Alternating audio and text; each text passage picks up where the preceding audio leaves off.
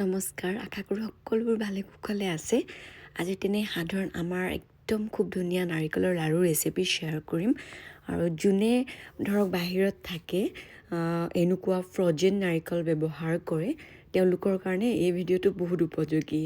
তো মই আগতে ভিডিঅ' এটা শ্বেয়াৰ কৰিছিলোঁ আমেৰিকাত মই কেনেকুৱা ধৰণৰ নাৰিকলৰ লাড়ু বনাওঁ। এয়া দুবিধ নাৰিকল মই দেখাইছোঁ, এবিধ গ্ৰেটেড এবিধ শ্ৰেডেড। আৰু গ্ৰেটেড বিধ অকণমান মোটা, শ্ৰেডেড বিধ অকণমান পাতল। তো প্ৰথমতে মই এয়া 3 কাপ নাৰিকল লৈছোঁ, দুটা মিলাই লৈছোঁ আৰু 1 কাপ পৰিমাণৰ মই গাখীৰ দি দিছোঁ। তাৰপিছত এইদৰে এখন চেকনিৰে চেকি লৈছোঁ। এক্সট্ৰা গাখীৰখিনি আচলতে মই ছাইড কৰি লৈছোঁ, সেইখিনি কেতিয়াবা কিছুমান কাৰী বনালে ব্যৱহাৰ কৰিব পাৰিব। তো এই প্ৰচেছটো এক্সট্ৰা প্ৰচেছ হয়। আচলতে ফ্ৰজেন যিবোৰ নাৰিকল সেইবোৰ আচলতে বহুত ড্ৰাই হয়, গতিকে এইদৰে নাৰিকলত আমি গাখীৰ মিলাই ল'লে ভাল হয়। আৰু 3 কাপ নাৰিকলত মই 2 কাপ চেনি ব্যৱহাৰ কৰি ভালদৰে চেনিখিনি নাৰিকলত মিহলি কৰি লৈছোঁ। তাৰপিছত এয়া একদম ক্লিন কেৰাহী এখন বহাব, য'ত নেকি আমি হালধীয়া একো নবনাওঁ, তেনেকুৱাত বহুত ধুনীয়া বগা হয়।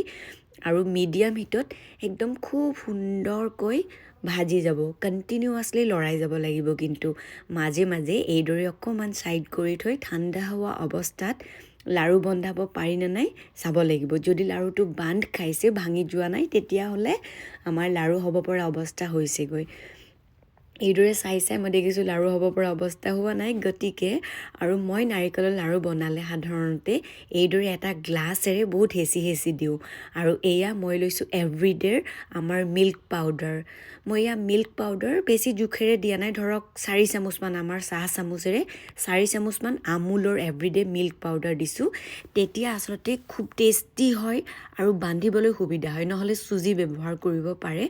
আচলতে মই ক'লোৱে আমাৰ যিবিলাক ফ্ৰজেন নাৰিকল সেইবিলাক বহুত ড্ৰাই হয়, গতিকে গাখীৰ দিলে বহুত ধুনীয়া এটা আমাৰ অকণমান ড্ৰাইনেছটো গুচি যায় লগত। আৰু মিল্ক পাউডাৰ যেতিয়া শেষত দিব তেতিয়া তাৰ টেষ্টটো ইনহেঞ্চ হয় আৰু লগতে বান্ধিবলৈ সুবিধা হয়। আপোনালোকে যদি বাহিৰত থাকি এইদৰে ফ্ৰজেন নাৰিকল ব্যৱহাৰ কৰিছে তেতিয়াহ'লে এই কষ্ট নিশ্চয় পাইছে যে বান্ধোতে বন্ধা নাযায়, কাৰণ বেছি ড্ৰাই হোৱাৰ কাৰণে বেছি চেনি ব্যৱহাৰ কৰিবলগীয়া হয়। তাৰ ফলত লাডুটো মিঠা হৈ যায় আৰু বহুত মোটা খহটা হয়, এনেকুৱা মিহি নহয়। তেনেকুৱা অৱস্থাত আপোনালোকে এইদৰে গাখীৰ দি গ্ৰাইণ্ড কৰি ল'ব, গাখীৰটো আঁতৰাই ল'ব আৰু চেনি তেতিয়া কম লাগিব। মিল্ক পাউডাৰ ব্যৱহাৰ কৰিলে আৰু বান্ধিবলৈ বহুত সুবিধা হ'ব। ক'লোৱে মিল্ক পাউডাৰ তাত চুজি ব্যৱহাৰ কৰিব পাৰে। তেতিয়া এইদৰে খুব ধুনীয়া বগা, একদম ধকধকীয়া বগা যাক কয়, খুব সুন্দৰ মিহি একদম ধুনীয়া নাৰিকলৰ লাড়ু ৰেডি কৰিব পাৰিব। মই আমেৰিকাত অহাৰ পিছত 2-3 বছৰ একো এইদৰে মিহি লাড়ু বান্ধিব পৰা নাছিলোঁ। তাৰপিছত বহুত দিন চেষ্টা কৰাৰ পিছত এই পদ্ধতিটো ব্যৱহাৰ কৰাৰ পিছত খুব সুন্দৰ নাৰিকলৰ লাড়ু বান্ধিব পাৰিছোঁ। আপোনালোকে যদি এইখিনি কষ্ট পাই আছে লাড়ু ধুনীয়া নহ'লে আমাৰ ভাল নালাগে, ট্ৰাই কৰিব পাৰে এইদৰে। সেনেকৈ নহয়, ফাৰ্ষ্ট এনেকৈ পুছ, শ্ল' লাহে লাহে, not slow', not firm, it's only that one. চোৱা মই কেনেকৈ কৰি গৈছোঁ। Good job.